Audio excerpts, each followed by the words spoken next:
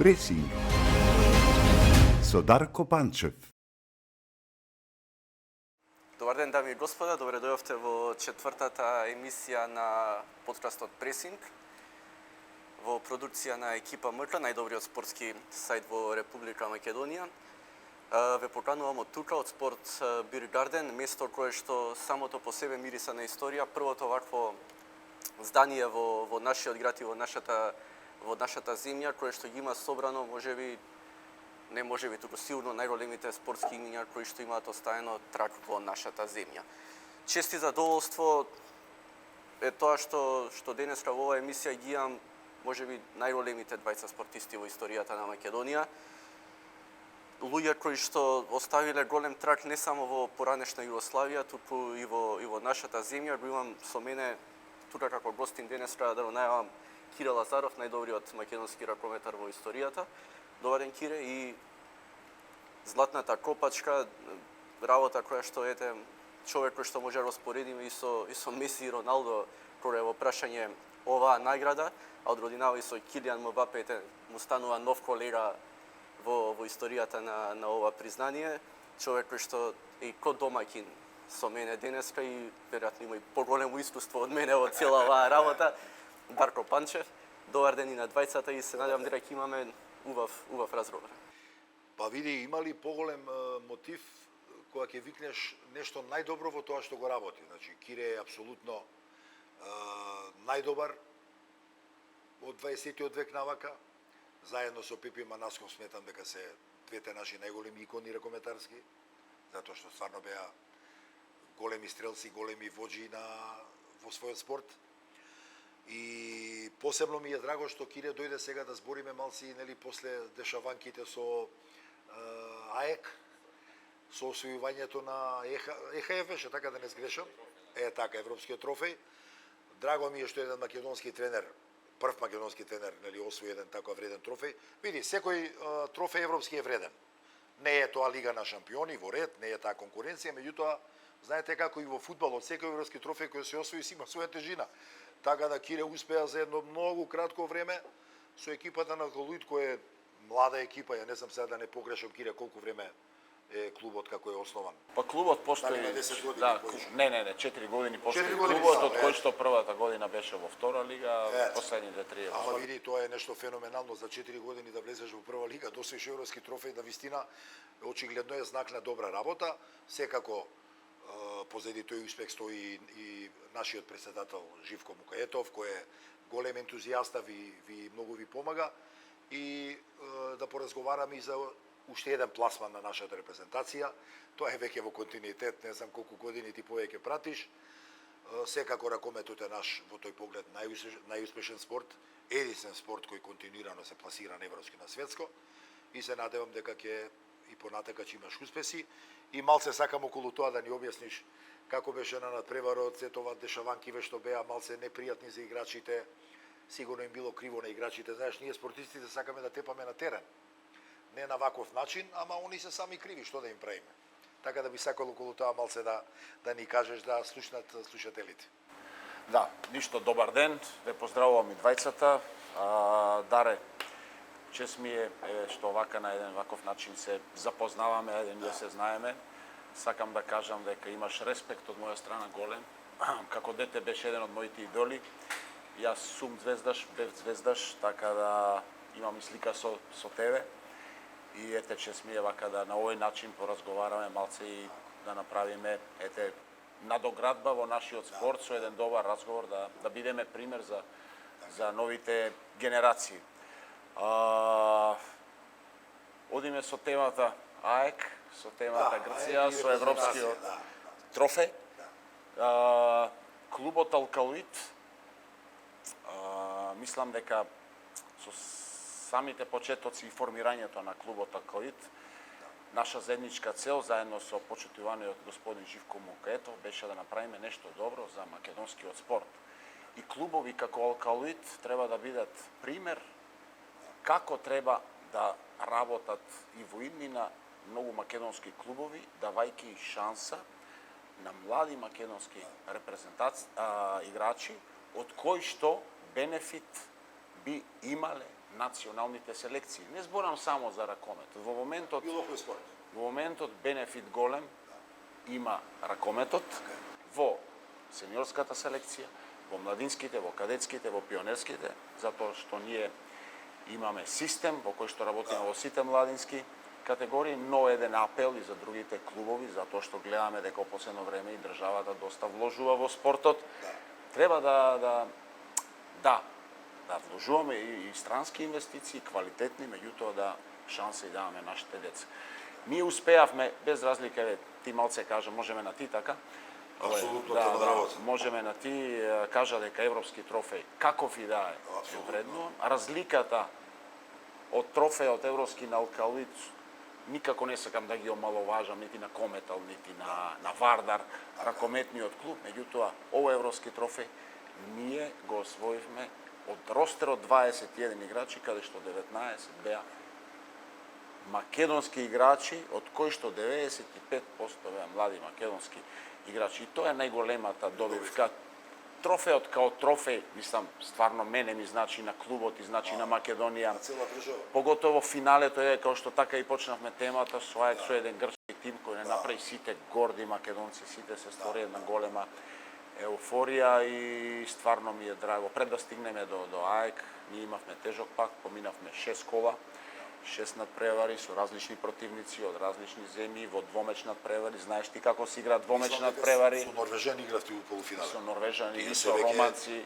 Тие се веќе многу квалитетни у ракометот, така да не е лесно. Така. Када дур да стигнеме до финалето, ние имаме еден трновит пат во текот на целата година и шлагот на тортата беше тој надпревар со АЕК против еден сериозен тим на АЕК, со една легија на странци од ракометни земји, Франција и така натаму, а и ете со еден млад македонски тим успеавме да постигнеме еден значителен успех не само за клубот, како што кажав, општо за македонскиот ракомет.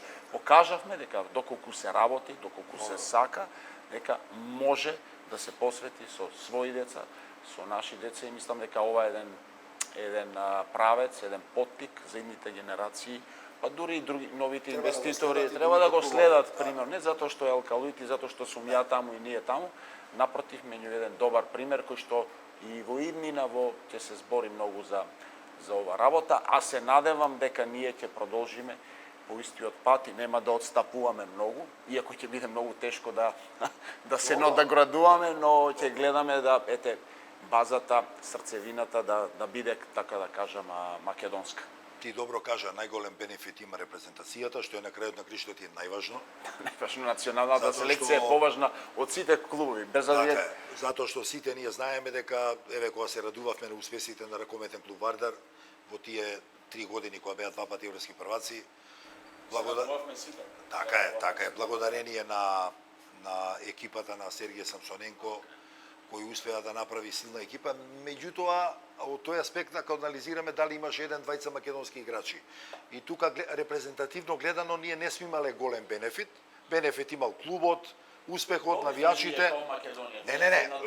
На друг начин. Нема оспорување, ние на друг начин сме добиле голем бенефит, но во репрезентативна смисла не сме имале многу играчи кои играле во таа екипа. Овој пример ти сега што го кажуваше е сосем друг, каде што на подолг период репрезентацијата ќе има Веќе добива, ќе добие уште многу повеќе. Сега да кажеме нешто за репрезентацијата, што очекуваш од европското, мислам дека ние како ракометна нација дефинитивно го сакаме ракометот, тоа го кажале многу играчи странци што доваѓале тука, они дури се чуделе нели на каков прием наидуваат во Македонија од медиумите, од навијачите, пошто и многу земји кај што играле не било така, дефинитивно. Некако ни тежи тоа што ни успеавме барем за една медаља еднаш кога овие 20 години да се бориме, а можевме, имавме ситуации. Или едни олимписки игри барем. Или едни Да, олимписки оти игри. стално некогаш кога требаше стално малце нешто фалеше, малце среќа, ама штета стварно имавме прекрасна генерација кога играше ти нормално со сите тие добри играчи Миркуловски и да не ги набројам сега сите. Мислам дека као генерација штета што не дојдовте до ситуација се борите, а имавте квалитет и имавте ситуации за тоа, ама ете, спортот некогаш дава, некогаш зима, знаеш како е. Вака јас малце сакам да моите одговори да ги дам со аргументи. ова зборевме сега за штета. И штета стварно бевме повеќе пати блиску до остварување на таква цел, ни недостасуваше многу малце. И знаеш како Даре, кога бевме во залез ние во нашите кариери, се почувствува дека во позадина немаме играчи што може да не наследат. И токму тоа беше идејата на формирање на нашиот клуб, да можеме да даеме, кај што би инвестирале во млади вакво, за да продолжиме по истиот пат како ракометна нација, како спортска нација, да го задржиме континуитетот. Да не се прави празнина и голема. во тоа можам слободно да кажам дека ние успеавме. Со ракометниот клуб Алкалоид бевме многу оспорувани, бевме доста критиковани, меѓутоа успеавме. Али не успеавме само ние успеавме за доброто на македонскиот спорт и на македонскиот ракомет. Не успеавме као генерација, бевме многу близко да дојдеме до тоа што сите го посакуваме и сега го посакуваме, но успеавме со овој проект да го подигнеме нивото и на другите клубови кои што видеа дека сериозно работиме, да и тие се подобрат и заеднички да створиме нова генерација на млади македонски играчи, каде што веќе на последното светско правенство во Хрватска покажавме дека можеме да бидеме конкурентни дури и со најдобри. И тоа е најголемиот бенефит, и тоа е најдобро. Јас се надевам дека во иднина, ако се продолжи во овој правец, со овој инвестирање, нова генерација, ние со нашиот клуб, Вардар со исто така да вложува, Еврофарм, Охрид и така натаму и се друго, јас се надевам дека таа нова генерација, ако се продолжи по истиот пат, може да се надмине и да направи уште поголеми успеси од нашата генерација. Или вие генерацијски не успеавте само да дојдете до борба за трофеј, а све друго што направивте беше позитивно. За имиджот на ракометот, станавме земја која е сигурно меѓу 10 најдобри земји во Европа за ракомет, значи вие го подигнавте максимално и квалитетот и имиджот за ракометот во Македонија. Тоа не е спорно. Меѓутоа еве ова малце фалеше. Жилбата Кредица, кога сме веќе ајде се нафативме со муабетот за репрезентацијата. Интересира Кира човек кој што долги години беше надвор од земја, а не работеше тука на клубски план. Презеде репрезентацијата да ја водиш можеби во најтешкиот момент од независноста на Македонија, самото по себе останува репрезентацијата без играчот Кира Лазаров. Особено по полска првенството многу така наречени ТВ експерти те напаѓа и со дрва и камења фрлаа по тебе со тим кој што од денешна гледна точка или од Хрватска бил за 2-3 години помлад од тој што е денеска. Во тие моменти што размислуваше и дали таа твоја спортска дрскост ти даде само дополнителен мотив да работиш повеќе во следниот период и на крајот да дојде ова првенство во Хрватска кое што ние можеме да кажуваме дали е голем успех или не. Ти веројатно никош не би бил задоволен со еден таков успех, но се виде голема разлика во сите надпревари бевме во егал, се држевме со сите репрезентации, некогаш неколку судиски одлуки плюс минус доведоа до тоа да не бидеме и многу подобро рангирани на последното првенство. Видете, Дарко беше врвен спортист и знае сега што ќе го дадам одговорот, значи во една кариера, врвна кариера, мора да ти се случуваат такви работи како што се случи светско првенство Полска, мора да ги надминеш тие работи, мора да бидеш поголем од тоа. Луѓето се такви. Значи, кога ќе начекат, ќе те критикуваат и ќе пробаат да направат све да те Баш ме чуди да тоа те кај нас, тоа е ретко кај нас. Не, тоа е многу често се случува. Јас и ти самиот кажа дека во еден многу тежок период се нафатив не само да ја преземам репрезентацијата и да направиме заеднички промена на таа генерација, меѓутоа јас се нафатив да ја преземам и со мојот квалитет се уште кој го поседував, иако бев во години, и да играм, за да не се осети тој пат. Ја 2 години играв као селектор тренер, али не затоа што мене ми се играше, него затоа што не сакавме да го доживееме и ние тоа успеавме да го оствариме. Ние продолживме уште во наредни 4 години на континуитетот. Ние се пласиравме на европско во Унгарија, на светско во Полска, на европско во Германија, на светско во Хрватска и сега на европско пак во Скандинавија. Значи ние имаме после моето презимање на репрезентација 5 пласмани со промена на генерација. Имаше многу тешки моменти, као тоа светско правенство во Полска.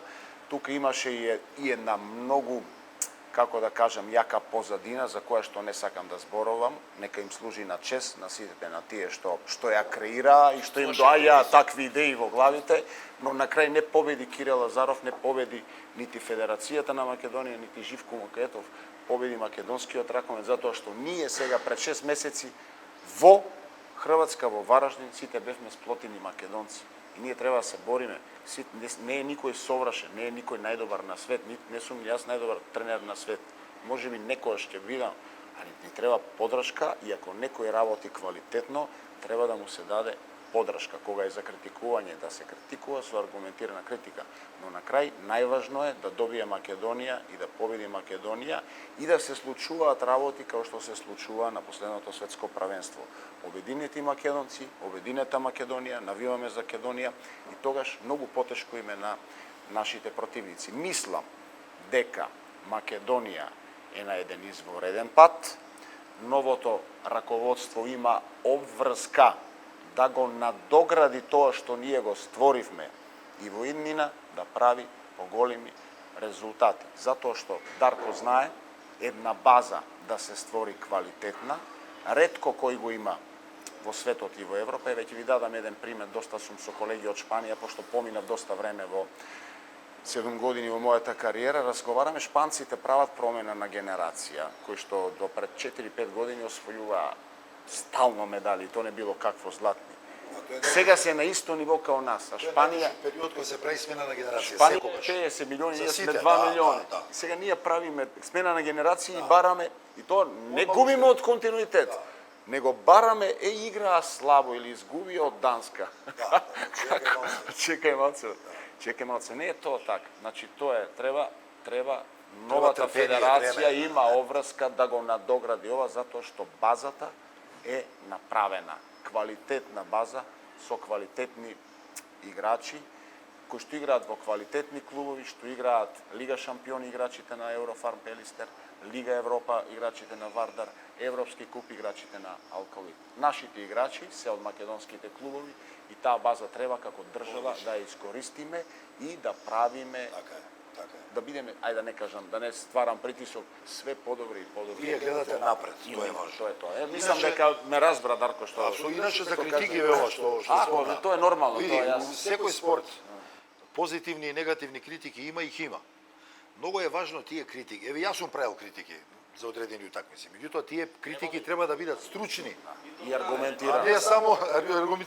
не само да критикуваш заради тоа што критикуваш или некој ти рекол ај напиши Кире не чини или Дарко не чини. Не е така. Ако треба да напишеш негативен коментар и објасни зошто е тој негативен. Некош критика да те прави подобар. Тогаш и ти ќе научиш нешто. Така да кај нас тоа е малце подругачие, за жал, ама добро сега. Менталитетот ни е тако, веројатно младиве генерации ќе го менуваат полека, се надеваме. Како човек еден што не е во спортот, кој вас не е истакнат спортист или он прати спортот, ме интересира тој момент. Сите ние луѓето имаме его, тоа не е спорно. Дали си Дарко Панчев, Кирил Лазаров или си Никола Комене, не е важно егото, некој е поголемо, некој е по. Ме интересира како се чувствувате во тие моменти. Дарко знае исто напаѓане мал милион пати во последните години, исто и ти беше. Кога еден Кирил Лазаров никогаш не одбил повик за репрезентација. Дали бил повреден, дали не бил повреден, што не може да се пофалат други големи спортисти ни светот, он тука бил. Доаѓа да ја преземе репрезентацијата во еден критичен момент, промена на генерација, ајде да отрнеме Кирил Лазаров играча отрнеме. Тука завршува Филип Миркуловски, завршува Стојан Голем дел. Целата една генерација која што 10 години ги носеше најголемите успеси на Македонија. И он првите настапи кои што ги има со репрезентација добива критики од луѓе со кои што некогаш и го делел тој терен. Како се чувствува во тоа време човек кој што 20 години како тебе Кире игра на едно големо ниво, игра Лига на шампиони, игра Final Four турнири, освојува, дали те повреди или ти даде некој дополнителен мотив тие работи, бидејќи колку и да се правиме дека сите дека не ни интересираат некои коментари, не треба да се боли некогаш кога ќе го чуеш се до тоа. Видете, јас во животот као играч, па и сега и као тренер, сега зборевме пред емисијата со Дарко, тренерската е тешка работа, Дарко тоа убаво го образложи, али јас одлучив многу оддавна, јас го работам ова затоа што сакам да го работам. не затоа што немам што да работам. Имам што да работам јас. И сум направил многу и до сега, без да станам тренер и да работам. Секој труд се вреднува, ние сите работиме за плата, нормално, меѓутоа јас ја сакам ова работа и како и да е, јас ќе продолжам да ја работам ова работа до крајот на мојата тренерска кариера. Некојаш поуспешно, некојаш поуспешно. Критиките, Дарко кажа дека го има само ки нас, не би се сложил дека го има само ки нас. Мислам дека го има екстремно да, го има и секаде и на друг начин.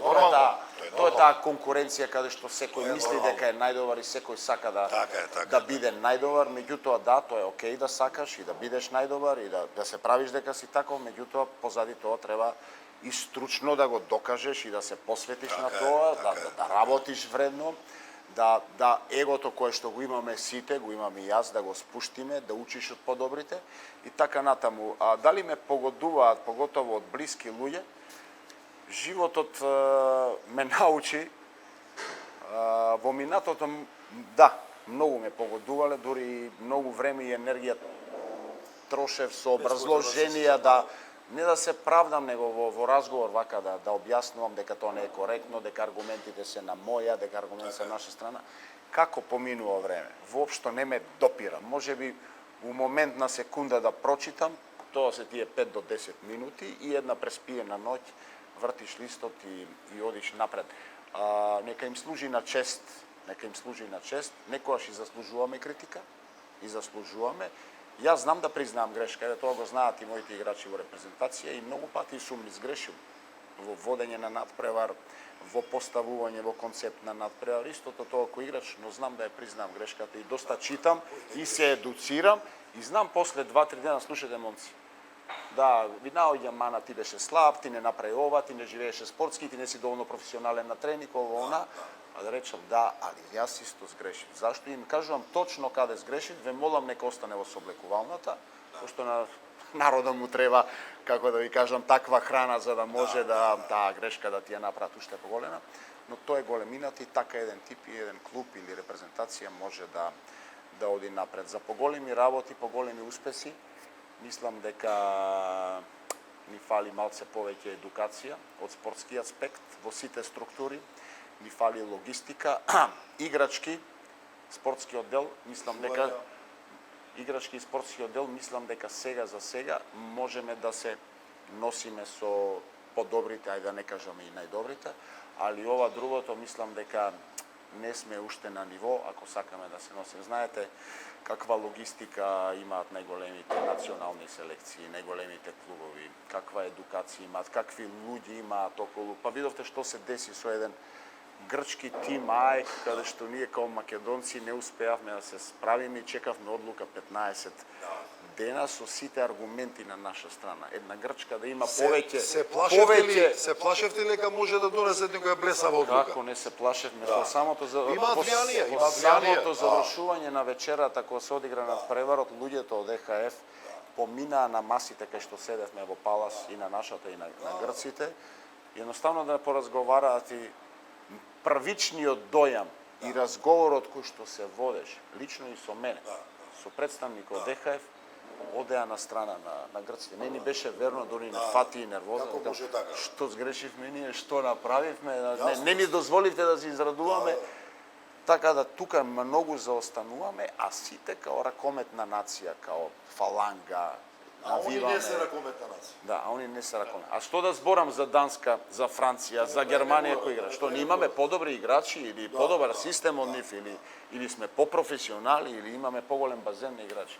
Значи мораме да бидеме пореални, тоа што е добро да се подржи и да одиме чекор по чекор. Јас апропо Јас сакам, сум селектор. Така да, али ако не им одговарам, јас слободно ќе дадам рака, нека повели друг на моето место и нека го надогради, ова како што треба, ќе бидам незин најголем поддржавач ако знае. Меѓутоа, ова што кажам, недостасуваат доста работи. Се зборам за ракометот. Истото важи и за фудбалот, истото важи и за кошарката. Гледайте каде сме со одбојката и така натаму. А а сме ракометна нација. Сакаме спорт, имаме навијачи, живееме, се собираме, славиме заедно, тагуваме заедно. Така да јас сум поминал многу, и Дарко има поминато, сум играл во најракометните земји, знам што сакам, муавето беше дали те погодуваат мобет, јас знам што сакам. Ако не сум овде, ќе бидам на друго место и нема да биде лесно, ама ќе успеам. Ако вие сакате мене да ме искористите, јас сум ви на располагање. Ако не сакате, еве ви рака, фала, пријатно, идеме дале. Се е менливо, тоа го знаеме ние. И ја Дарко, морам да им го кажам на јавноста Не, ова така вака, е. затоа што Не, ама ја така немам вакво да објаснувам на сите. Ја бев 3 пати во Вардар и 3 пати после тоа си одев. Ја никогаш не одев да молам да дојдам. Доваѓа да ме мола да се уклучам да помагам. И окей, прифаќав. Сакам друго да кажам. Во вие 20 години. Јас нудам квалитет. Така е. Јас нудам квалитет. Така е. Јас Знаење и нудам квалитет. знаење, квалитета, Види. затоа што сум учел и сум гледал од најдобрите како е. Во овие 20 години јас сум разговарал и со наши политичари, и со наши бизнисмени. Ја на сите сум им кажувал: вие сакате во било кој спорт да ние бидеме на ниво на најјаките земји, а не вложувате ништо, а они вложуваат милиарди евра. Кој викам освојува највише трофеи во светот во било кое надпреварување на олимпијади? Французите, италијанците, американците, па затоа што вложуваат најмногу. Са вие сакате ние да бидеме на исти ниво, И а не правилно, вложувате и правилно. И правилно. А не вложувате ни 1% од тоа што они вложуваат. Па немојте тогаш да, ако играме со Франција и утре да не карате зашто сме изгубиле. Значи, има тука многу работи за исправање, ама добро. Само до играчите и до спортскиот дел. Значи има тука Не, повеќе работи општо, кои што па ние како треба не, да услови, све, па како не. Ама затоа ние кои сме го проминале тоа, ќе им го збориме тоа, за еден ден да сватат дека треба и државата да се вклучи активно во спортот и да помага. Ако сакаме да правиме некој ниво европски и да ги бркаме големите. Ако нема, како ќе ги бркаш? Тоа е логика. Јас сум амбициозен човек и амбициозен во Апсолутно. мојата работа. Мене мали работи не ме задоволуваат. И тоа мора да го не може да ме задоволат, значи јас. Тоа е проблемот јас- што ти секогаш ќе бараш Јас си поише. го вреднувам трудот, Така е, ама така е. имам и амбиција која што сакам Апсолутно. да не само ради мене, него и таму кај што работам. А ти не сакаш да имаш сега 20 играчи феноменални. Па да те боли глава кога да стаиш. Ама по потешкиот А, пат. кој тренер не да. сака? Па тоа ти зборам. Да се вратиме на АЕК, ме интересира тоа што ја спомена и таа вечера по неодигрувањето на надпреварот. Дали можеш да споделиш што точно се разговарало, пошто рече самиот дека си бил дури збунет и изнервиран. Кои биле првите идеи на представниците на ЕХФ кои што биле тука и пошто како што рече Видете, самиот представниците- се идело во полза на Представниците на ЕХФ, мислам, кои што беа дојдени во Скопје за да го доделат Пехрот, мислам дека и самите они ги изненади целата ситуација и тоа е разбирливо од нив Да, не очекувале. Да, и они им кажаме, јас им велев аргумент се на наши страна, очекуваме да го добиеме надпревар тоа. Значи како да ви кажам, сите имаат Вардар има своји навијачи комити, Пелистер Така, има своји така, навијачи така, Чкембари, така. Барселона има своји навијачи, Реал Мадрид своји навијачи. Ако навијачите диктираат дали екипата да игра, да се појави на терен, да. некаде ќе оди целиот спорт. Онда подобро нека не Сега игра. навивачите им диктира, немојте да играте. Јас тоа пробав да му го образложам на човекот што беше. Тој ме само изводи. Дојден, вика Кирил, те разбирам, меѓутоа мора да се реши на терен. Така е. Победникот за сепак е финале, добро, викам да го решиме, ама тој терен да не биде Кюстендил, Варна, Приштина, и Загреб или не знам каде, тоа мора да биде новој терен. Ако дојдете новој терен пак, зошто би играле у празна сала? Нашите навивачи не направија ништо за да ги избракат, за не им го успеле. А ако има пуна сала, значи тоа е дополнителен проблем за... Тоа што беше случајот со Партизан, нели они на тоа се вадеа дека имало проблем од навијачите, окей. И он рече, беше дециден, кажа, не, надпреварот мора да се одигра, добро, ако мора да се одигра, ќе го одиграме. После се размислија, направија еден скен, добар и на крај се одлучи у наша полза. Мада ние бевме спремни да играме и задоволството И беше ги уште победивме. поголемо Така е. да го одиграме на период. Нашите играчи беа спремни да играат. И беа разочарани Што не зашто игра? не го одигра. Беа многу разочарани. Се уште владеа разочарани. Па ти Не знаеш, можам ние да ја спорт- дигнам екипата уште. Ние спортистите на терен сакаме да Па на терен нема поубаво Навика да наш, дигнеш така е. трофеј европски на терен со свој нема подобро. Како што пишуваа после такви суватина, како се кеше голманот Галевски. Вика танцуваше како Дарко. Здравје Боже, понатака уште некој трет ке танцува. танцува. Тоа е спортот, нема дека ние тоа сакаме. Кратина и мечот е моје лично субјективно мислење што гледав над преварот. Грците на еден начин глумеа дека се добри домаќини. Видовме и на телевизија се виде што се случуваше. Летаа парички шишиња, се лета ко некои стари дерби надпревари во Македонија пред 15-20 години што си играл ракомет. Но тимот од тебе па се до играчите од прво до последен, од Галевски до Дамјан Митев, до сите кои што беа таму, делуваа многу смирени на надпреварот. Како успеа да го подротвиш така тимот, бидејќи може да збориме спорт е ова се останато, но со посебни емоции си играат некои надпревари, атмосферата беше реално феноменална од нивна страна, со многу притисоци од трибините, иако сакаа подоцна покажа дека биле добри домаќини, гостопримливи, добро ве пречекале, видовме што се случуваше. Како успеа тимот да биде толку смирен во сите Имаше грешки, брзо плети се, но делува играчите смирени со сето искуство што имаат мало досега, ракомет. Видите, АЕК од нас, искрено да збораме, кој прати спорт е подобра екипа од нас, играчки кои ќе собереш, кој тип на играчи, кој игра тамо, какво искуство имаат и каква сезона имаат. Кои странци ги имаат се? Да, мислам тоа е тоа, може некој да кажа биле во подминати години и јас бев подминати години, со 42 години игра Final Four со нан-француски клуб. Значи, нема стари млад или си добар или си лош. Тоа е тоа, ќе ви откријам една мала тајна која што до сега не излезе од мојата екипа, како ја спремавме, знаевме што не очекува тамо. Во АЕК знаевме дека ќе има 9000 френетични навијачи, дека ќе има додатна тензија за тоа што поради политичкиот спор со Грција и политички беа мотивирани. Јас имам доста искуство, тренирано со најдобрите тренери и го користам доста тоа искуство, многу ми помогна.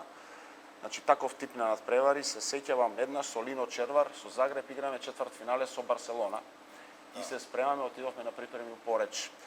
Сега Барселона непобедлива, Лино имаше амбиција голема. Лино кај година припреми. Пореч, да. И ова се спремаме за четвртфинале и се спремаме за Барселона, за предполна Блауграна. Да, јасно. И како се спремаме, значи ни стави, знаеме дека не очекува френетична публика, ни стави озвучување на цел глас, со навијачи на Барселона, со нивни песни и трениравме во тој амбиент. И како наближуваше надпреварот, викам, јас ми текна у подсвет, викам, мораме тоа да го направиме. Му се јавив на шефот Уол Калуич, тој е задолжен за разглас во автокоманда. Да го направи истото. Така, имам и снимки у ваквото. Два тренинга трениравме, значи, вика, што да правам јас? А ништо, викам, ќе најдеш на YouTube АЕК навијачи како викаат песни и најјако што може. Значи, два тренинга по сат и 30, да се адаптира, не се слушаше што е во што работиме ствари, не може да се слушаш. Значи трениравме под вакво. Мислам дека тоа многу доприносе да не делува тие 9000 навијачи и што се случи на тренингот. Тренинг со мал интензитет, со таква гласна музика, меѓутоа ти влегуваш више во надпреварот, со тој ментален, психолошки се спремаш, играчите кои што гледаме на пулсометри, значи со помал интензитет тренинг, со таа сама музика, набојот е другачи и одма побрзо се уморуваат. Значи они више два пати го одиграат тој меч пред полна сала. Така е. Со ако мислам дека тоа допринесе многу. Сигурно. Башка се спремавме за тој надпревара 2 недели, Ракометната федерација ни дозволи и клубовите да им се заблагодарам во тој период да немаме надпревари, да може максимално да се спремиме, да се посветиме и тактички и технички, меѓутоа мислам дека овој дел доста допринесувам, но сето тоа искуство да го пренесувам од моите омилени тренери. Можда е мала трик ваква варијанта, али кај млади играчи македонци, значи и сами увидовте дека они беа смирени психолошки. Ваква, мада во клубот имаме и психолог кој што работи на индивидуален план со играчите, тоа исто не треба. Иако обичниот свет не знае дека ние спортистите во принцип кога имаме таква мотивација негативна од друга страна, ние уште поинатливи сме и поиште како Дорамо ни не го знаат тоа. Jer ја имав да кажеме сличен пример кој ме испровоцира Грците 92 година. И ја исто бев смирен, ама во себе вриев. Во себе додатна енергија. Да можев петке им дадев да можев. И има Господ среќа што викаш, добро игра они, ја ми се погоди 2 гола им дадов, ќе умре од мака. Југовиќ, Панчев, Југовиќ покуша да паса Панчев 2:0 за Црвену звезду. Ово nije viđeno na olimpijskom stadionu u Atini, sigurno ne. Kakav potez velemajstora Darka Pančeva. Pogledajte taj gol. I sada možemo reći svetski i evropski šampion na putu ka novom finalu prvenstva Evrope. Nema svet takvog strelca kakav je Darko Pančev. Josef Vansik je bio nemoćan, fenomenalan gol centarfora i najboljeg golgetera evropskog fudbala. Panathinaikos Crvena zvezda 0-2, bolje reći Darko Pančev Panathinaikos 2-0. Тоа е таа мотивација што играчот и во себе самиот си ја ствара заради тој негативен пристап нивни. А ова што се сетил Кејре, тоа било супер да се навикнат малце на И тоа е искуство, значи ја Јер тоа има не сум млади го играчи, сум го видел, така да. Така да, одлично, фала Богу. Тоа Дарко ме интересира, ете и самиот напомена дека Галевски танцувал како Да, Дарко, да. 24 години разлика. Да. Велиш дека сам си вријал во себе, но да. како е ти на тој надпрво дај можеби еден од најубавите голови на во купот на Мотивација. европските шампиони тогаш. Имаше проблеми и на граница. Знаеш што прво ме интересира како се чувствуваше на граница. Доаѓате да влезете во Грција, викаат сите може да Значи, влезат, види, они- Просинечки, Михајловиќ. Дарко Панчев не може да влезе Они во тогаш Грција. ја почна најголемата антикампања против Македонија, тие први години. Јас се чудев кога идевме со автобус од аеродром до хотел, на секоја втора бандера пишуваше Македонија е Грчка 2000 години. Пази, на секоја бандера. И јасно ми беше провокацијата нивна на аеродром. Jer u Југославија, ако бевме, имаше картончиња, пополнувавме за да влезеш у Грција и пишува државјанин југословен, националити македонец. Тоа сме го пишували порано. Меѓутоа, они заради посебната состојба, не може македонец, тоа, оно. Ја викам, чека бе, како не може, што сум ја викам. И тука настана чарките, јас се зинатив. Овие од Звезда ме молат, абе дај, викам не. И они им се јавија на УЕФА од Звезда, дека прават проблема. УЕФА не сака да се меша политика. И кај беше уствари мојата најголема провокација, ама знаеш, треба да видиш малце дрзок спортски, ама и храбар. И сега, пошто Део не играше, Роби си отиде, тие големите звезди си отидоа и фактично бевме ја, Миха, останати Миле Велодедич и така. И сега сите доваѓаат едно 10-15 камери на мене, од грчки телевизии, новинари, и еден дечко што преведуваше, што учел, студирал во Белград од Атина, преведува од грчки на српски, за да разберам што ме прашуваат. И овие ме прашуваат, и ја им викам, кажи, им викам дека ја нема да им давам никаков интервју. И овие го прашуваат како зашто? Па викам, не може вие да барате интервју од некој што за вас не постои. И леле, како им го кажав тоа? Знаеш, треба да си малци храбар, дрзок да го кажеш тоа. Утре дента шетаме после ручек на секоја трафика, висеа вестници и ја на насловна стаја ни прешкртам. Ја мислам тоа на ниеден Најголем непријател. Значи, ја мислам тоа на ниеден политичар нас нема случајно така да го стават. Па 8 години виза не ми дава. Маја иде да вади виза, тој Панцев не може и го фрла. Не, озбилно. Значи, не, они ме воделе фактички како државен непријател. Што да ти кажам? Значи, толку ги погодило, толку ги болело. Али пак ќе ти кажам, тоа беше најголемата антикампања. Они не ќе да чујат збор да кажеш дека е некој македонец, дека е наша историјата. Сега е веќе порелаксирано, објективно, многу порелаксирано. Али тоа време беше ужас. Ама ете, треба да си храбар и да ти... Загрижен за, не знам, некој фанатик да не те нападне. Не, имавме обезбедување од Белград. Да, дали е тоа вистина дека тебе лично те чували агенти? После утакмица, 20 чим заврши утакмицата, 20 агенти имаше што стално патуваа со нас, не само во Атина, и одма дојдоа, беа вооружени све, и дојдоа до мене одма, ме обкружија и ме однесоа до Сувеликувална. Бе, види, може некоја будала да се залета да сака да тудри, се е можно. И од таа причина. Иначе, другото се беше окей, да. Ете една поврзаност која што веројатно Да, голема поврзаност. не ја знае. Сакав друга да прашам. Ете, ако гледаме од Панчев до Галевски, 24 години, ме интересира двајцата едномислење. Што се променило во спортот во Македонија од тие 24 години?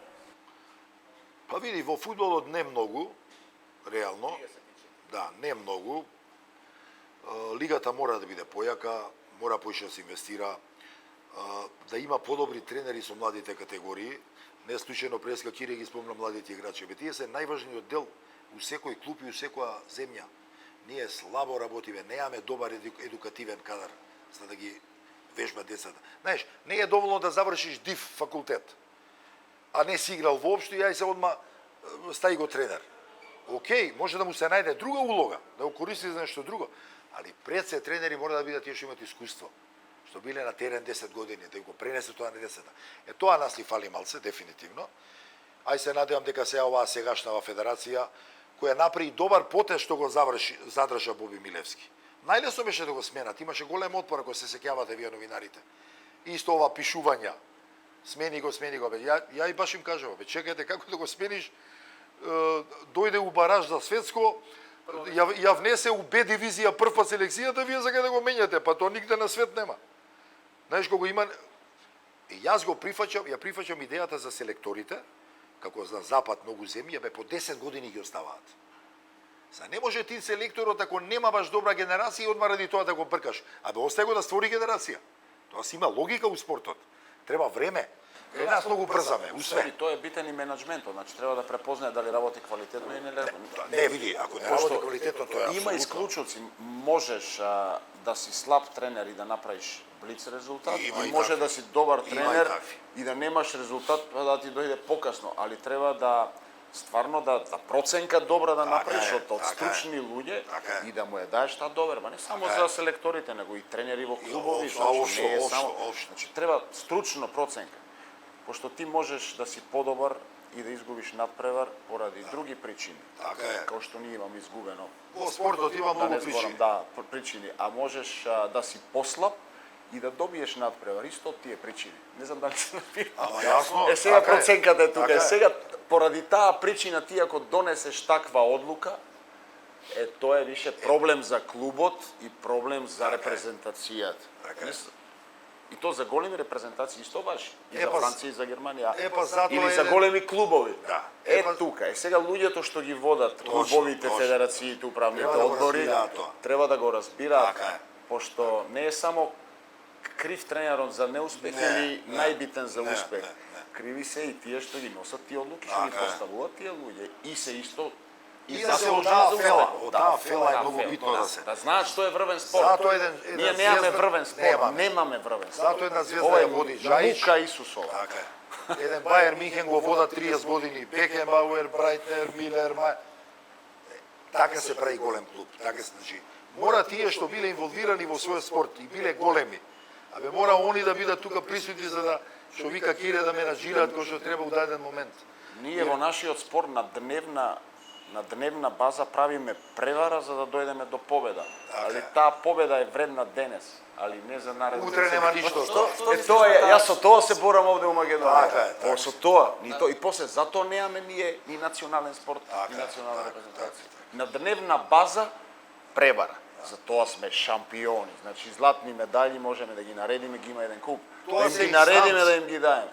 А тоа што е квалитетно, тоа не Тоа се инстант работници кои у моментот он нешто ќе земе, ќе успех некој, а нема ништо од тоа Не нашиот спорт. разбираш што зборам. Јасно, Па и фудбалот е слично. Панчев е тука полуро време, ти си добро, можем да зборам и за многу помали спортови од ракометот и од фудбалот за овие ситуации. Некако доаѓаме до тоа, не знам ти Кире колку си бил свесен со репрезентација, ги знаеш работите, некогаш носевте и тренерки од женската репрезентација, ако добро се сеќам пред некои 15 Тоа беа на почетоци да се поправи тоа доста, да. Си бил свесен за некои работи, но дали си бил свесен дека таа цел во македонскиот спорт на некои луѓе кои што работат тука долги години, пред да го преземеш алкалоид, што кажувам ја, целта е да бидеш прв, да не звучи навредливо и нешто, во селото. Да бидеш тука, во Македонија прв, и не е важно ти дали ствараш тим за европски успеси, дали ствараш репрезентација, што викаш и самиот милион превари се прават за да победиш тука и да можеш да се пофалиш дека си победил во нашата земја. Не зборам само за ракометот, фудбал, ајде ракометот, лигата ни е јака и пак тешко е да се победи со сите, но во сите спортови ги има тие работи, жарговски кажем, мешетарење и се Пред да останало. му даеме на Кире да одговори ова за него прашање, јас само ќе кажам. Ја кога дојдов у Вардар пред 5 години, на школата на тренерите, знаеш што им кажав кој спортски директор? Не ме интересираат пехаричињата, тенекиите. Вие ќе ги носите дома медалите и вие сте направиле многу. Вадете ми играчи. Работете со децата, Ми го одговори прашањето, не треба да го има одговарам, кориси да. Вардар, да има кориси репрезентацијата. Ај сега зашто е тоа им го зборам? Гледа која е логиката. Ако он работи правилно, ако ствара играчи, па со самото тоа они ќе бидат први на терен. Тоа иде едно со друго. Значи не треба да им правиш на тренерите на младите категории притисок дека мора да бидат први. Не бе, играчи прави. Тоа е битно. Извини, Кире, кажи. Нека, тоа се сложувам со Дарко. Во Македонија е многу тешко да се работи. Јас се вратив во Македонија не затоа што морав, него затоа што сакав, затоа што ми се допаѓаше проектот, заедно поврзано со македонската репрезентација. Ние имаме континуитет од 2012 до 2026, тоа се 15 години. Тие сите правенства континуитет се одржуваат во јануари. Значи, нит сум видел Божик, нит родендените на моите деца се во јануари, нит сум ги славил. Значи, 15 години не се правам жртва за Македонија, меѓутоа сум дал све од себе да помагам у тие и за фамилијата, тоа не сакам да збора. И овие работи ми сметаат и затоа и пред некој ден на еден надпревар изреагирав. Не може спортот, политиката во спортот да ја креираат некој. Изреагирав недолично, затоа што бев осуден за таа работа, али аргументите се на моја страна. Аргументирано ќе им докажам дека сум во право. Тие ситни превари ќе го коштаат македонскиот спорт, не само ракометот и фудбалот и кошарката и одбојката, и трпи македонската репрезентација. Јас морам вака користам прилика да го кажам. Тоа ми смета. Квалитетните луди, квалитетниот кадар ги оддалечуваме, ги имаме малце, еден од нив и он ги оддалечуваме. И ќе дојдеме на рапна ситуација, еве фала Богу ракометот и фудбалот терат, држат некој ниво, ќе дојдеме на ситуации како спорт да видиме, мислам не им се ситам како кошарката, па и одбојката се мучи. Меѓутоа треба на тие тоа што го прават со умисла да се најде начин да им се стави крај. Инаку спортот во Македонија ќе изумре. Квалитетните луѓе ќе си го најдат својот пат. Али они се тие што го иницираат тоа, подражувани од тие што не треба да бидат подражувани.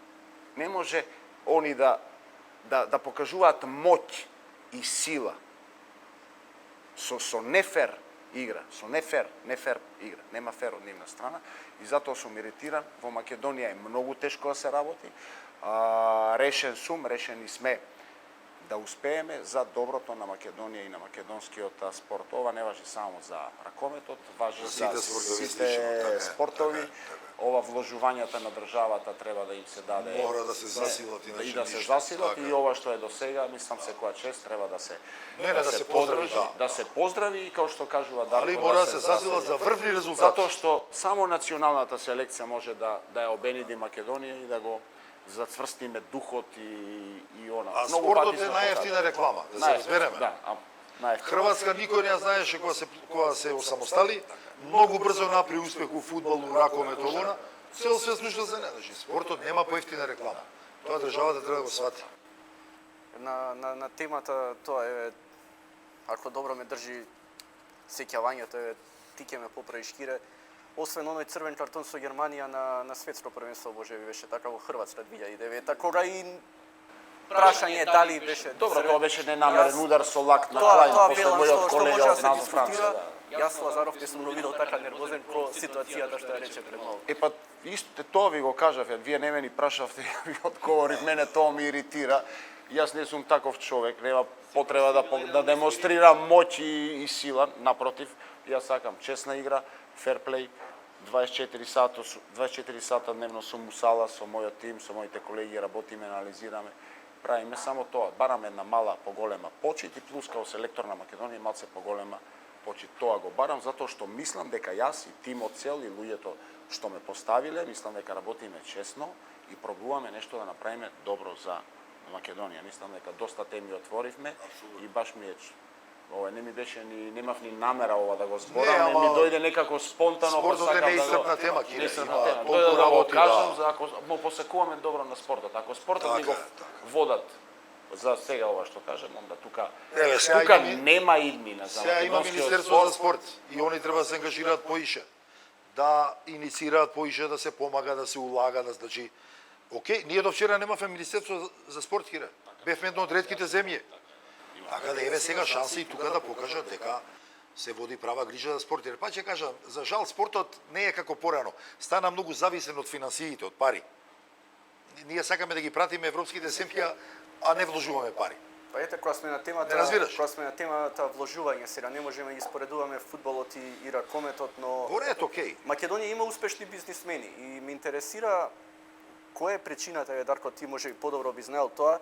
Имаме луѓе како Живко Мукретов кои што долги години вложуваат во ракометот и тоа не е спорно. Каде се некои од македонските бизнисмени и зошто не се обидуваат да вложат нешто повеќе во фудбалот? Види, Не мора тоа да се, не знам, не, стотици милиони Ќе кои што разбирам, вложуваат ама во не нивните стотици, клубови. види. Ние влеговме во Лига Европа, во групна фаза со 3 милиони евра буџет. Па тоа Ти да кажеш во Европа за фудбал 3 милиони евра буџет дека имаш, ќе ти се смеат сите. Ќе ти се смеат. РК Вардар имаше поголем буџет тие 2 години од ФК Вардар. Така да, види, мора да кажам само една реченица дека ракометот не би бил ова што е денес, мора да ги споменам да не беа Михајло Михајловски, да не беше Трифун, па и Сергеј Самсоненко, еве сега Живко, значи тоа се тие ентузијасти кои многу помагале за да тој спорт биде и сигурно помогнале многу, не е спорно. У фудбалот е тоа малце попроблематично, затоа што за разлика од ракометот во фудбал треба многу поголеми инвестиции. Се дали заради тоа не се нафаќаат. Да, добивката е многу поголема. Види, во фудбалот реално ако работиш добро има шанси да вратиш пари. Со едно влагање ние што влеговме тогаш во Европа измеѓу 5 и 6 милиони евра заработи и клубот. Значи, еден добар играч ако се погоди ти можеш да го продадеш и 10 милиони, денеска тоа е 10 милиони е смешна сума во фудбалот. Така да фудбалот пружа можност да ги вратиш парите, да ги рекуперираш, но треба малце и трпение. За фудбалот треба малце и трпение поише, стварање на добра генерација, малце и среќа, у спортот секогаш треба среќа, резултатски да поминеш добро. Но па ќе кажам, зошто нашите бизнисмени и мене не ми е јасно искрено. Имаме ние големи бизнисмени кои прават многу пари и све е тоа окей, не е тоа спорно. Но ретко се дали треба државата со нив да разговара, дали да видат со нив дали они бараат некои посебни услови, попусти, нели, заради тоа што ќе вложуваат, дали мислам дека може да се најде некакво решение, не е спорно. Само веројатно треба да се ангажира малку и државата, рецимо јас сум бизнисмен, да седнам да разговарам, правам 100 милиони евра годишно со мојата фабрика, треба да седнам со мене да разговара, да видиме дај што е добро да направиме за да ја негде инвестирам. Ама па ќе кажам, пак тоа почнува Ти самиот кажа, спортот е најефтината реклама и тоа е тоа. Најефтина Значи, ако реклама, се најде апсолутно. заеднички јазик, комуникација, недостаток Па на види, комуникација. Берлускони покојни не би бил премиер на Италија да не влезеш у ФК Милан. Значи не би бил никогаш. Мислам дека и Трифун го направи истото со Комета, градоначалник. Така е. Значи, спортот носи многу бенефиции, ама треба правилно да ги усмериш, да ги инвестираш и мислам дека може да се направи тоа. А ние сме една од ретките земји кај што нашите бизнисмени многу слабо инвестираат во спорт. Дефинитивно, многу слабо.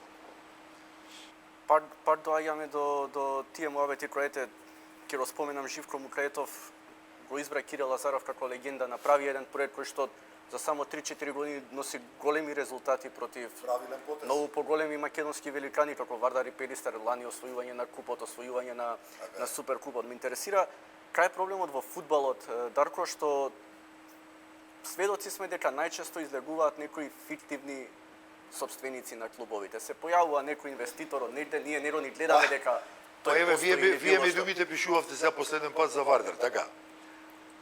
Ти си, како се викаше тој? Атила ли, како беше? Атила. И сега ти си Атила.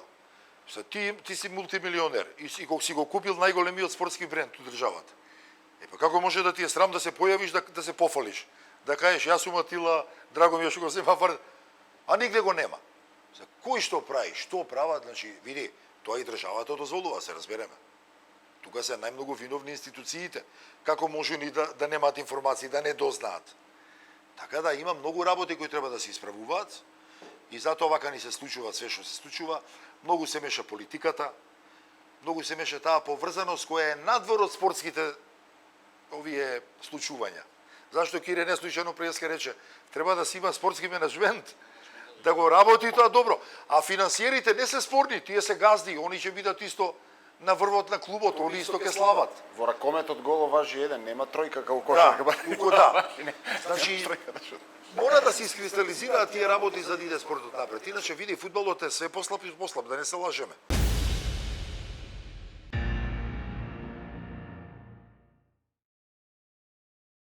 Ајде за позитивните теми. Како е, ти долги години беше капитен, имаше односи со председателот на федерацијата во тој момент Живко Мукретов. Како е кога директно соработуваш, би рекол 365 дена? Велиш дека имате добар менеджмент, дека добро се работи, но ете најкратно целата колку имате поддршка од Мукретов како прв човек на целиот бренд и на се останато и колку соработувате, колку често соработувате?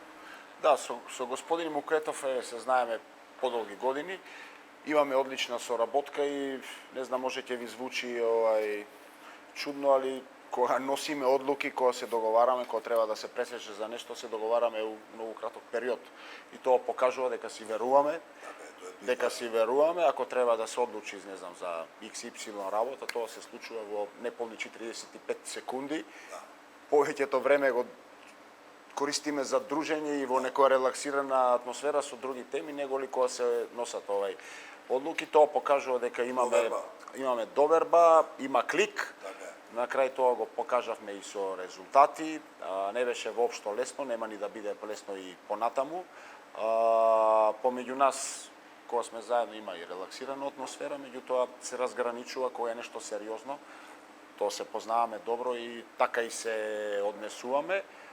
И покрај нашата, така да кажам, блискост и доверба не е злоупотребана ни од моја страна, ни од негова страна, како шеф и одговорен за сите нас, нормално, кој што не поставил, меѓутоа јас тие работи ги имам научено у Европа, знам да се носам со тие работи, неговиот збор, неговата одлука е посебна. Има случаеви кога нешто предлагам и нема да се исполни, се случува од 10 работи кои што ги предлагам, 2 да не бидат така, меѓутоа тоа неговата, он си има покажано како одличен менаџер.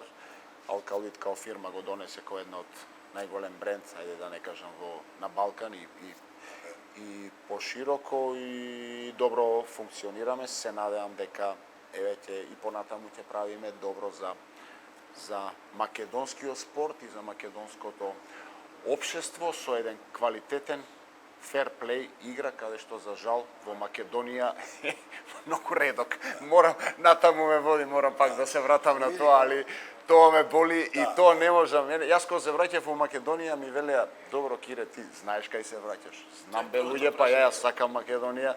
Јас знам кај се враќам, добро, ама не е така ајде викам сега, не е така. Јас знае, физички не влече, тоа е. И сега гледам дека тие што го велеа тоа, дека биле во право, меѓутоа не можеш да се откажеш од борбата, продолжуваш у борбата, малце се адаптираш на македонско, доста ама ја бев таму, ти кај си бил, што си правиш, ти си овде. И адаптирај се на тоа, ако сакаш тоа, ако не. Ова Кире да надополнам што кажа. Ја и Кире можеме да останеме надвор да живееме без проблем. Ама ние, пошто не сме патриоти, се вратиме да живееме во Македонија. Најголемите избегаа надвор. Пошто нема каде. Да, најголемите патриоти избегаа надвор сите. А ние, пошто не сме, се вративме назад. Види, ово што малце се нашалиме, се не окажуваме ова као... Да, ова е иронично, нормално. Кирова што го кажа, што е многу важно. Многу е важно таа доверба што е стекната меѓу нив. Како што Живко му верува него, така и Киро му верува на Живко. А он е газда и нема тука. Еве, ја кога работе со Сергеј, ја ќе му образложам што мислам и кои играчи треба да ги донесам. Он на крај одлучуваше дали ќе ги земе. Ја немаше да се лутам тука. Дали ме разбираш? Пораката на Мукретов под сите случувања со АЕК вечерта. По ништо не имаме константно добра поддршка, играчите исто го почитуваат, го сакаат, гледаат дека човекот е сериозен. Како да ви кажам, дава многу и бара многу. Мислам, дава многу, дава услови за функционирање квалитетно, за македонски стандарди, али бара и отчет, и тоа од сите, и од мене, и тоа, али тоа е така. Тоа си е бизнисмен. Тоа си е бизнисмен и јас тоа го знам, гледам и дека полека играчите тоа го прифаќаат и така треба да биде.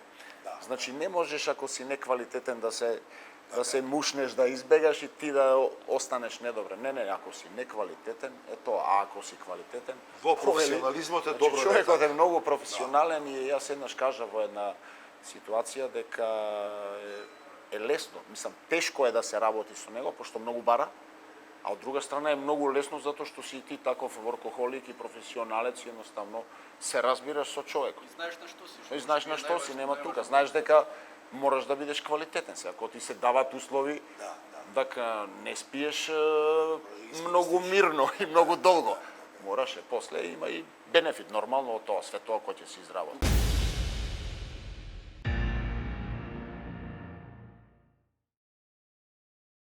Тука имам напишано за седмицата. Цел живот седмица носиш. Пошто имам напишано тука као Роби, као Тони Кукоч, као... Види, јас сакав И креативци. кошарка имаш пошто да тренираш, кој што видов, кој што Кошарка, прочитав. Да. Да, таков ми беше и стилот. Тони Кукоч ми беше еден од идолите. На кого не му Со беше? Седмица, Левак, Таа генерација на и југопластика, бројот тоа беше. 7, Роби Просинечки од вашата генерација, покрај тебе. Он како да од нормално, Свети Николе, као голгетер. како од Свети Николе да е Покрај жолт, тебе, жолт. жолтија, да. Покрај тебе као голгетер, ја на вашата генерација се дивев Јасно, и јасно, гледав и значи Роби ми беше као седмица вакво и еден од тие мене ми се свијат играчи креативци. Креативци, Дејан добро, и у Савичевиќ. фудбалот е тоа И Дејан поретко. Савичевиќ И ми у беше. фудбалот е тоа реткост. Па И еве носев дресови. денеска ги по имам сите многу дресови малце, од Зvezda, многу малце креативци има фудбал, све помалце, заради начинот на кој што се игра на кој фудбал. што се игра сега фудбал. А кажи ми, имаш играно у кошарка, си имаш такмичено против некој наш познат? Видете, у кошарка играв со... Негде имам прочитано Владко Илиевски нешто. Дури бев Свети Николе, напоредно играв и за првата екипа Да, да, ракомет, да. и за И кошарката. за кошарка, да. И за кошарка, така да се такмичев. Овче полијата е богато со спортисти. Имаше и кошарка во тоа време, така да во тие млади години се такмичев и кошарка и ракомет сегде стига. Викендо беше за спорт. Од Свети Николе мене ми беа во Вардар Ангел Ефремов, голман, Теката. теката. Добар пријател, добар човек. Да, и Горде Здравков. И Горде Здравков И кој тој ми беше, пријател. мене Горде Здравков рецимо за мене беше страшен играч. Многу ме потсеќа на овој што играше во Ливерпул Садио Мане. Таков набиен, брз, И Горде беше добар скок. седмица. Горде беше И седмица. Горде беше седмица. Така да Горде беше фантастичен играч и они се сигурно меѓу најпознатите спортисти тамо во Свети Николе. Иначе што е интересно, Кире од Свети Николе, мене мајка ми е од Свети Николе. Тоа не го знаев. Ја како дете сум одел по месец дена во Свети Николе, кај баба ми и дедо ми. Многу убаво сум си поминувал, многу убави сеќавања имам. Имам две анекдоти, преска реков ќе ги кажам. Баба ми во еден момент ми вика, баба Тана, ми вика, Дарко вика ќе се искашкаш. И јас века скопски жаргон, не знам што е тоа да се испрљаш. И ја прашувам мајка ми. Сега она ми објаснила. Свети Николски, Да, Свети Николски. Или другарчињата што си игравме од мало, вика ај ќе идеме да играме кулубајчиња. Кире знае што е тоа, ама ја не знаев дете. И идам да прашам пак, викам, бе, што е тоа и ми викате, бе, тие тркалезните жамли, вика. Која е тајната на тоа Свети Николе? Па види, у тоа време, ако дете ми било многу убаво. Луѓето си живееле убаво, сега веројатно малце сменето, нели, сите се жалат, малце живеат потешко. У социјализмот беше многу помирно живеа луѓето, си работеа, си имаа плати, можеби немаше за претерување. Ама мирно живеа, така до тој период јако сум видел Свети Николе многу убаво сеќавање ми останало. Многу убаво се живееше. Пред почетокот на подкастот разговаравме неврзано. Види, јас само ќе се надоврзам за Свети Николе, за идните генерации, како поттик, како мотивација. Јас дори бев во Свети Николе, во Овче поле, дори играв во клубот. Ние немавме сала, не трениравме Да, надвор игравте на бетон. Го памтам игралиштето. Не да играме, него и трениравме. И трениравте, да. Значи едни патики. Да тренираш ти секој ден на бетон, ти се кинат за 2 недели. Треба да имаш квалитетни патики, значи ти се лижат патики. Сакам да кажам и во такви услови, ако сакаш да успееш, ако си посветен, ако сакаш, ако имаш љубов према тоа, може да се успее, а камоли во денесни услови што ги имаме. Така да кој сака да успее, значи нема врска услови. Денеска малце, да. Денеска малце тоа е и ние направо. родителите малце ги, ајде да се изразам, разлигавуваме децата. Да, така е. Нас родителите не ни знаеле дека тренирам. Пешки сме иделе до стадион. Ја 14-ка, 24-ка, 40-ка ќе фатам до трговски центар, пешки до стадион, значи секој ден. Денеска ги носиме, пази да не се преладиш. Видете, фудбалот е гладиаторска работа и ракометот и спортот воопшто е гладиаторска работа. Ако детето не е спремно и физички и психички да успее, онда пушти го нека се бави со спорт, ама немој да го, знаеш, да го форсираш дека мора да биде. Ама има други бенефити, ќе се социализира, ќе стекне многу другарчиња, ќе се навикне на дисциплина, на ред. Значи спортот дава многу позитивни работи, дефинитивно. Колку судбината ете си поигрува со животите, твојата мајка е од Свети Николе, си поминувал таму многу време во детството, си искашкал, си се останато. И со колубајчиња сум играл, да. Дали, како е возможно името на градот кај што потекнува твојата мајка и си поминал скоро целото детство таму Сум и видел често, подоцна, да. да биде името на истиот стадион на кој што е постигнат најважниот гол во историјата на југословенскиот фудбал? Како старите луѓе викаат, во животот нема ништо случајно. Стално вака нешто у ваквото атмосферата околу нас што се движи, некои работи се случуваат и покасно, ама има поврзаност, Така да, ова е многу интересна поврзаност. Мајка ми од таму, ако дете сум расел таму, многу често сум идел. А финалето, главниот надпревар за да бидеш европски првак, го играш на стадионот Свети Никола, пази. Така да, навистина. А пази, Свети Никола е и еден празник кој ние православците и во Србија и во Македонија го славиме екстремно многу. Така да има голема поврзаност за тоа, се слагам. Во целата таа ситуација. Уште една судбоносна работа е на истава маса кај што сме седнати денеска. Кире тренирал и кошарка, но не знае многу јавност река Дарко Панчев тренирал и ракомет. На крај Дарко Панчев станува најдобриот напаѓач во светот, а Кире Лазаров станува најдобриот ракометар во светот. Види, нашите генерации во тоа време, во школските дворови све игравме. Ама сега школските дворови ни се празни, за жал. Виснат на телефони децата. Мислам дека тие телефони ги уништуваат генерациите, ама за тоа е. Иначе, ракомет, кошарка многу игравме, ја кошарка обожавав исто. Јас со Аце Станковски, кој беше у тоа време, со Пепи Манаско во Пелистер, еден од поголемите таленти наши. Ја ради него почнав да тренирам раковет во школа. Така да, сме ги сакале сите спортови. Не е тоа спорно. Фудбалот некако најповеќе ме влечеше, се снајдов во него најдобро и продолжи во фудбалот. Тоа е тоа, еден спорт ќе одбереш. Кире одбрал ракомета, тренирал и кошарка, знаеш. Али некако се наоѓаш во некој спорт. Кај мене беше фамилиарно, татко ми беше ракометар. Добро, ме влечеше повеќе за тоа. Ете, гледаш. Ама знаеш, и ќе се најдеш во некој спорт повеќе и ќе си останеш тука, тоа е тоа. Ќе си остане.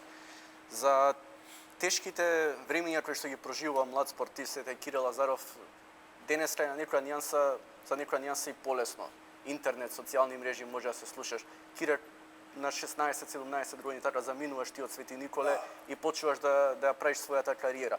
Колку е тешко во тие моменти едно младо дете тотално несозрено да почнува само да живее и колку животот на професионалниот спортист, на младиот професионален спортист побрзо завршува од типот таа некоја леснотија, родителите се цело време тука за се што ти треба, завршува побрзо од животот на еден обичен млад човек. Не само во тоа време, туку и денеска колку побрзо созревате самите. Да, тоа е тешка одлука, да ви кажам, Маце, ако се навратам, ја пишував и во мојата автобиографија за таа работа.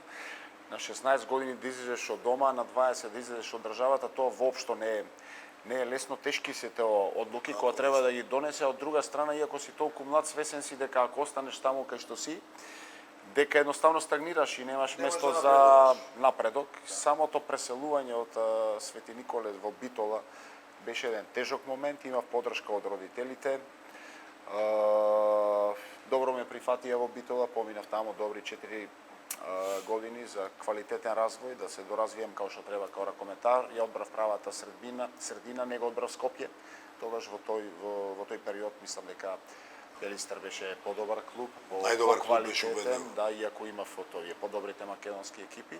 Се одлучив за тамо, не беше воопшто лесно сам и да се школуваш и да тренираш, мада повеќе време проведував во сала него во школа, затоа што професионално се работеше уште тоа време и секако после предизвикот интернационална кариера на 20 години. Воопшто не беше лесно, колку што ме дрвиш сеќавање можев да одам и Германија и Шпанија на 20 години, затоа што бев, ајде така да кажам, левак во предност и екстра талент во тоа време. И во фудбалот леваците се во предност исто. Да, веќе покажував добри игри на хај левел и се одлучив некако поблиску за Загреб и не сгрешив да ми биде говорното подрачје, иако можев да се залетам и да отидам.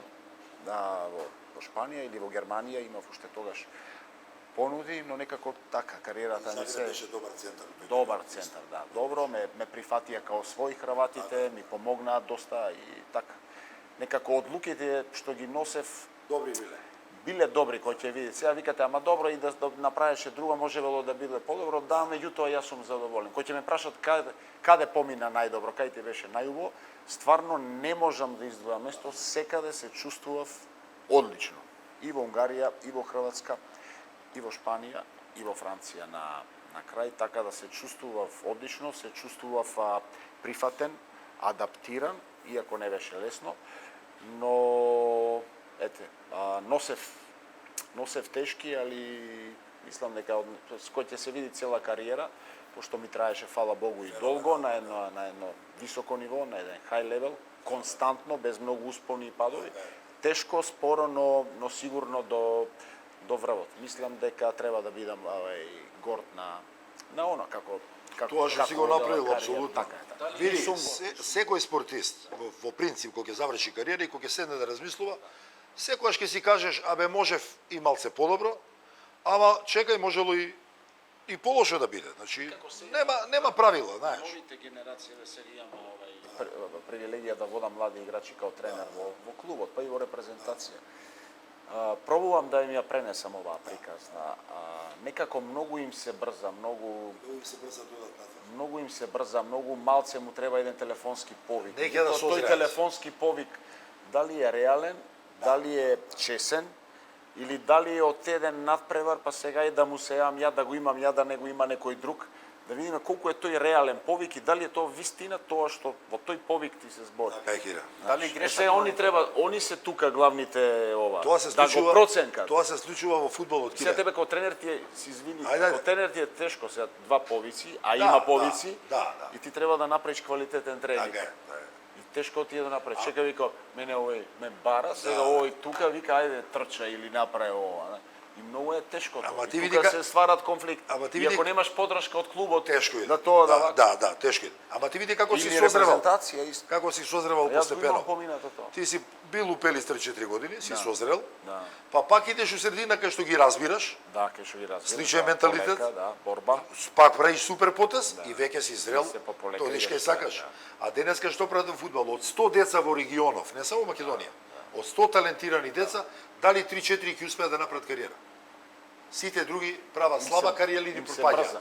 Брза со потегот, брза. Заради ова ти што го кажа, затоа го спомнав ова. Многу брза, точно. Дали грешат, па и Лино Черар го правеше тој муавет пред некој ред, ќе ги споменам Кузмановски, италијски, кој што дури самиот Червар збореше дека премногу рано заминале во странство, не игра, ние гледаме Кузмановски кога се врати во Пелистер, тој е еден нов играч, тој е еден лидер на оваа нова репрезентација. Интернационална кариера не направија, значи не отидоа као лидер на оваа репрезентација, покажува неверојатно и самодовербата веројатно се Ако играш ќе напредуваш. Ти можеш да тренираш 10 години во Реал Мадрид, ништо да не си. 3 години у Пелистер да играш, подобро да станеш. Многу е важно играње. Важно е да играш, да. Ме интересира како двајца луѓе кои што биле во свое време големи звезди на нивните спортови. Дарко, ти од Вардар како докажан заминуваш во Белград, играш во една црвена звезда кој што е најдобар клуб во светот. Сличен потез направив као Кира. Ја можев ме бара и Хајдук, и Звезда, и Партизан, сите ме бара на 18 години. Ама се одлучив да остана.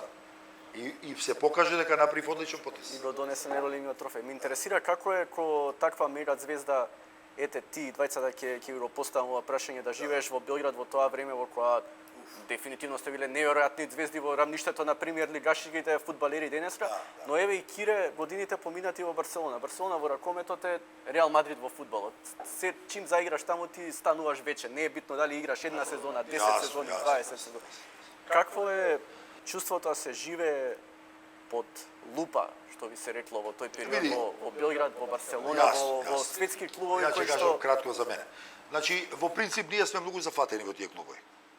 Тренинзи, патувања, ја Звезда играв среда недела утакмици нон-стоп. Пошто игравме до финале и во Куп на Југославија, и во првенство, и во европските купови. И сега ти практички немаш време многу за искачање. Меѓутоа, се осеќа таа нивна култура на обожавање на спортистите. Во Белград се осеќало тоа страшно. И во Италија, пази, во Италија не ни поминав јако што треба. Ја рецимо после кариера со Маја бев во Италија, шетаме низ Милано, ме препознаваат, ја викам Маја, викам замисли ја се зезам со 5 утакмици, гледај како идат по мене. Замисли, викам, да играв 500 утакмици. Да си занети. Добре, ја на еден ироничен и смешен начин ја кажувам вистината, значи они го почитуваат спортот, ги почитуваат спортистите, посебно ние што направиле многу. Тука нема, тука они тоа ти го покажуваат. За тука не коментирам. Кире? Видете, Барселона е институција. Мислам дека мене сон ми беше да стигнам до Барселона и правев све и работев све и патот ме однесе натака да ја стигнам до Барселона. До Барселона знаете како стигнав кога играв во Загреб, мојот втор пат кога играв во Загреб и бев уште под важечки договор и газдата на клубот Зоран Говард, се уште познат. Ми рече, вика, слушај, вика, Киро ме викаше, вика, ние немаме финансии за тебе, па јаме, вика, мораме да го раскинеме договорот, тебе мора да те продадеме.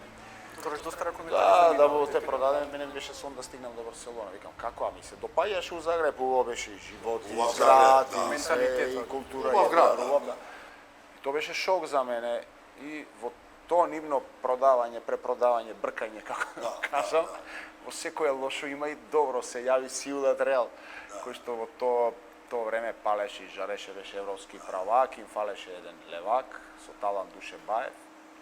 Вика, имаме понуда за тебе да сака да те откупи Рајне Карловен, германци. Викам, слушај, значи јас не сакам да одам таму, сакам ваму да, ама не, ние ќе добиеме. Не, јас сакам да одам ваму.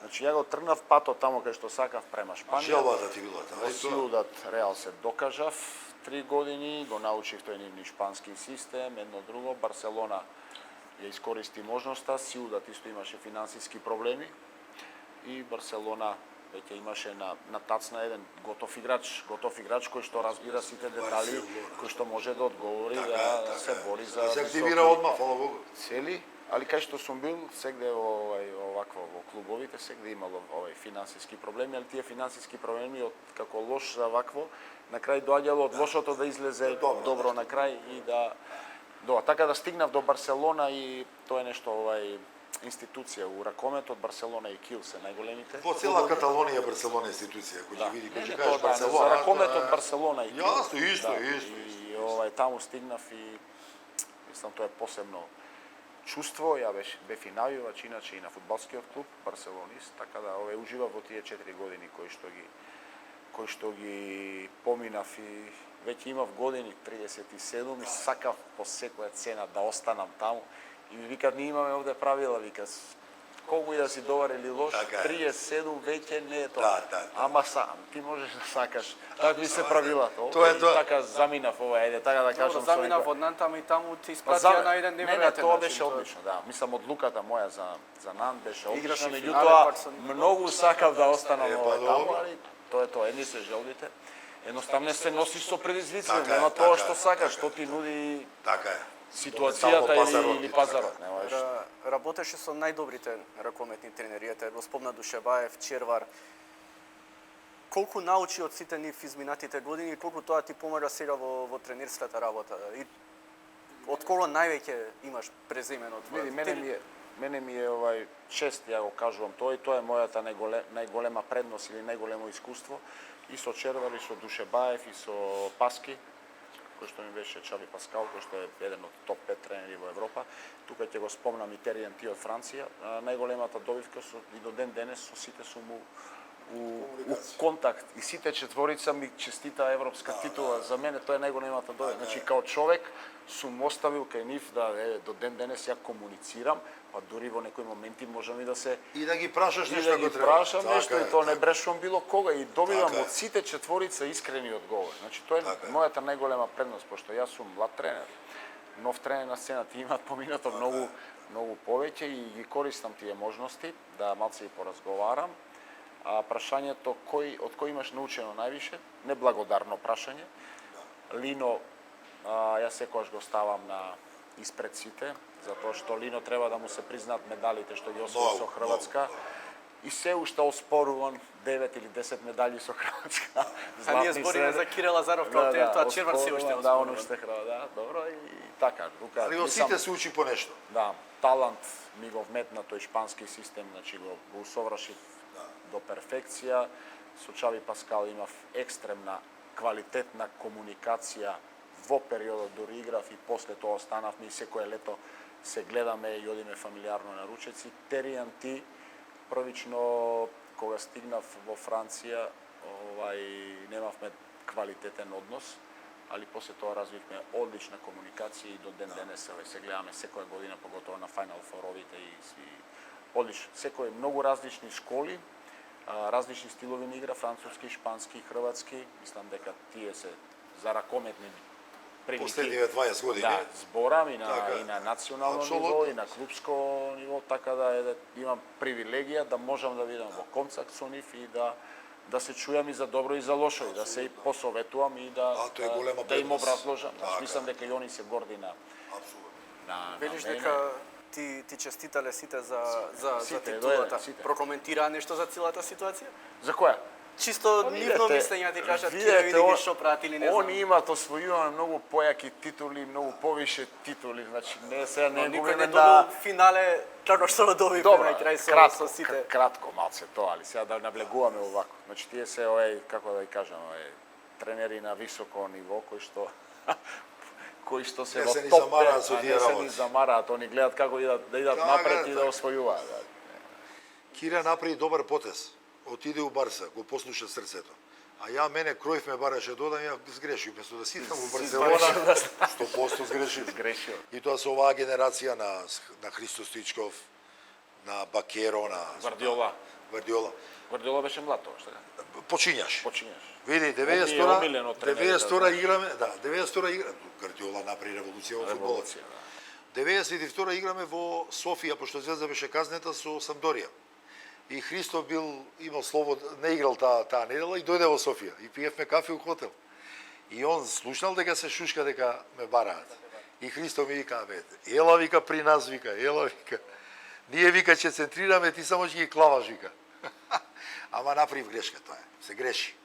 Во спортот се прават и грешки. И Јохан Кројф, он е таму Па, број види, еден во он ги Барса внесе, по он ги овако, внесе да, тие он е првични првиот, модели, да, првични модели на таа игра, да, со холанѓаните, така е. Гвардиола само ја усоврши понатак. Вистина ли е, тоест, виси изјавата твоја, какво беше тоа чувство кога си дал 11 гола на еден напад против Целја во Загреб? Ако добро се сеќавам, кога после надпреварот си изјавил за Червар, веројатно тренерот влегол во форма чим те стави сега да игра. Да. Како Червар познавајќи го такво. Па не, тогаш отидов у 2000-та у Загреб, кај Лино беше таму прав тренер, ме дочека и бев млад и неискусен и кревок уште, немав мускулче на мене и требаше да влезеш да те стави игра да играш Лига шампиони со Метковиќ у тоа време кај што беше јаки и така малце, валјда ме анализираше, ме испитуваше и бев у втора опција, значи дури ставаше крило кој што играше на десно стрило, го ставаше на бек, тоа мене карактерно ме иритираше. Ти ги фати овие Балич, Да, ги Лацковиќ, напред што беше овој Игор Вори. Вори, високиот, да. Они беа генерација страшна. Да, мене тоа карактерно ме иритираше што бев у втора опција на таа позиција и почнаа утакмиците и имавме 2-3 месеци така. Меѓутоа тоа е неговиот стил на работа за да извлече максимум. Имаше на утакмицата во Целје, каде што Целје Загреб беа као нешто слично као Динамо Хајдук у тоа време, тоа или Партизан Звезда и така постигнав ме држеше на клупа, ме пушти, имав свој ден. Постигнав 11 дена, еден новинар на Спортски новости, Дражен Пиновиќ, се уште ваш колега, ме праша и види, јас сум и така карактерен, сега можда не више така добив неискуство, али у тоа момент викам, добро, Киро, конечно си ушол у форму, ми сме од тебе очекивали. Кажем, нисам ја тренер ушол затоа што ме ставио на игра. Така да тоа беше така една позната вакво. Види, ја не сакам да го навредам Лино, напротив, меѓутоа таа лудост, младост излезе, не ми замери, не. Излетало од тебе. Не, после ме викаше по дома, по ручеци, заедно со жена му, ме третираше као син, така да не ми замери. Знаеше дека тоа е една непромислена вакво да не можеш на тренер да му го прав кажеш. тренер?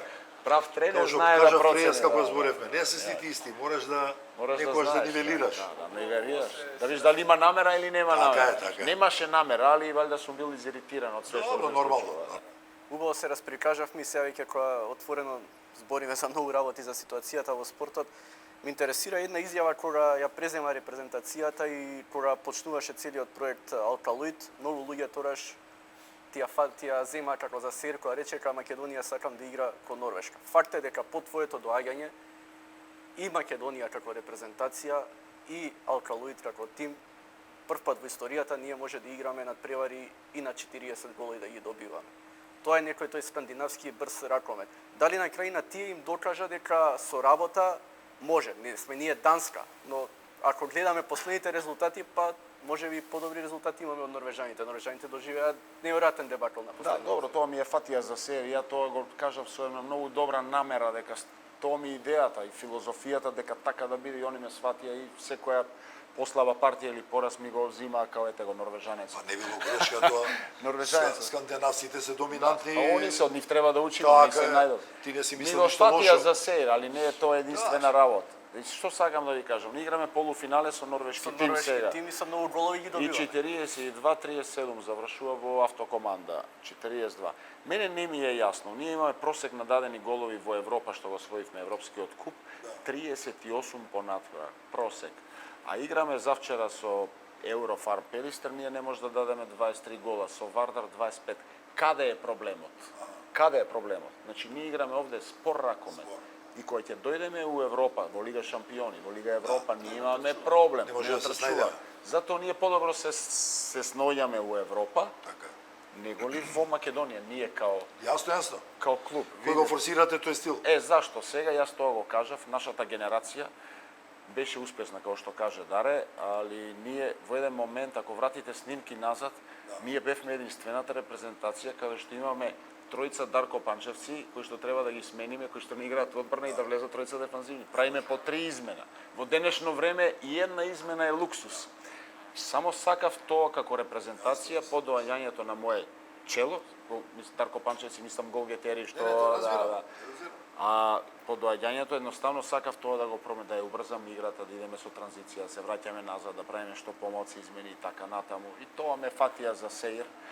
Меѓутоа си дојде се на своје, сега ми се паднаа норвежаните кои што беа екстра квалитетен тим, кај што ги поминавме и дури некои од тие новокомпонирани критичари, па дури стануваат и новинари, ги гледаме, еден, двајца има, она пробуваат кои што да се занимаваат со новинарство, а немаат учено школа за таква работа, пробуваат да ја оплеменуваат ракометната игра и да кажуваат како треба, што со минимално спортско искуство, и тоа ме боли. Да ми кажа новинар кој што заврши у школа секоја чест, али да ми кажа некој што пробува да се занимава. Сите сакаат да бидат тренери. И да биде тренер, тоа нема да му го дозволам и ќе го, како тој што ме критикува на безаргументиран начин, истото вака, секоја прилика ќе ја користам да му кажам дека таму не му е местото. Местото ти е на друго. Ние имаме едуцирани новинари за новинарство мислам дека постои школа, Како не? значи дипломирани новинари, и тоа треба да се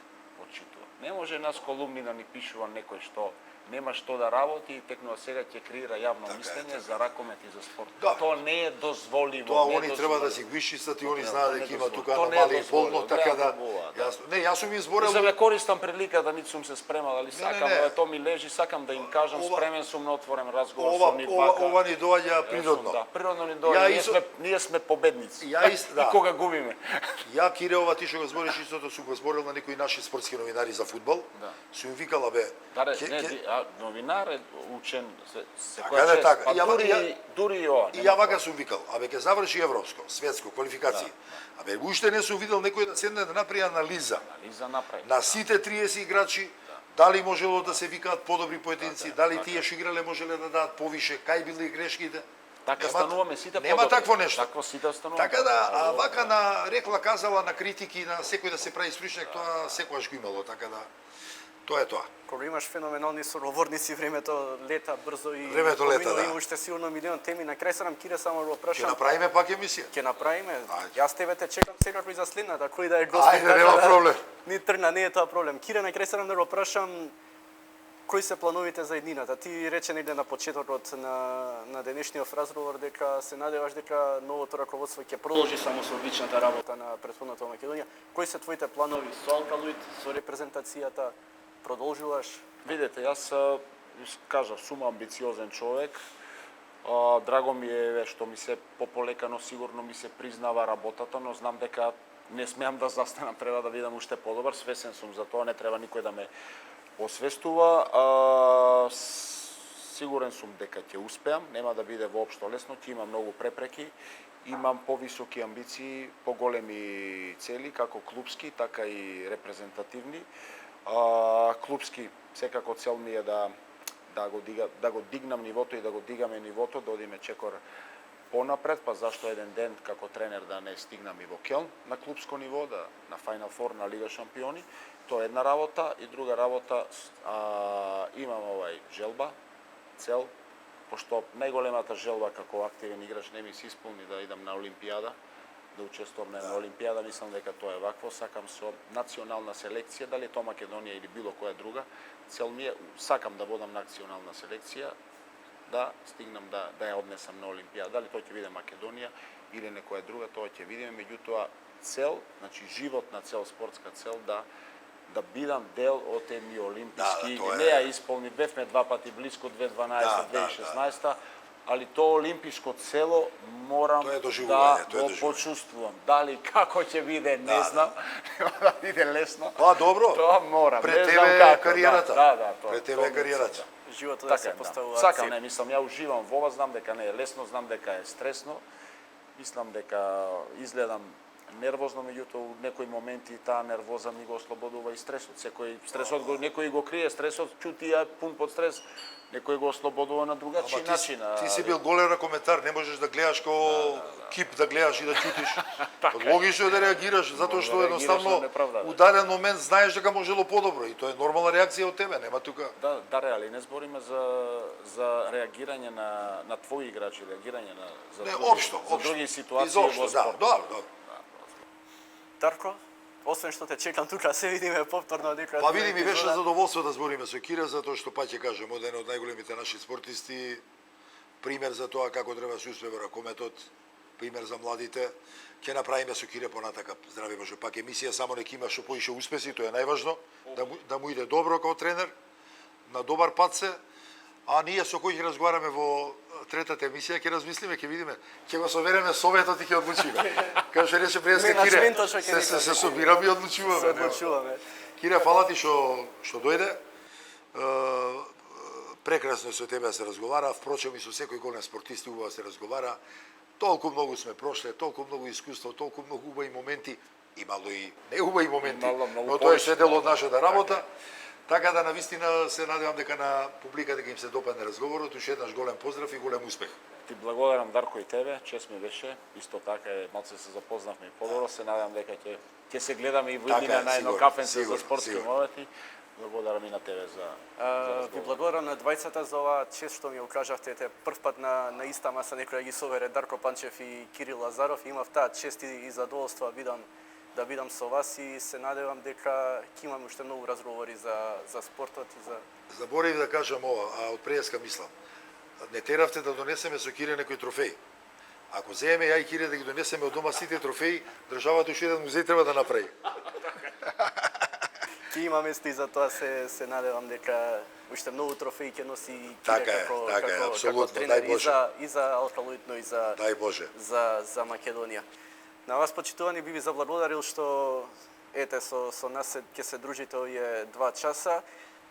Би ве замолил да ставите subscribe на нашиот YouTube канал Пресинг. За вас е тоа една секунда, за нас значи многу, за да можеме да имаме уште подобри интервјуа и разговори со нашите, не само нашите најдобри спортисти, но се надевам дека и во регионот. Јас сум Никола Станикевски, ви благодарам уште еднаш за овие скоро 2 часа што се дружите со нас, па се гледаме во следната емисија на Пресинг. Пријатно.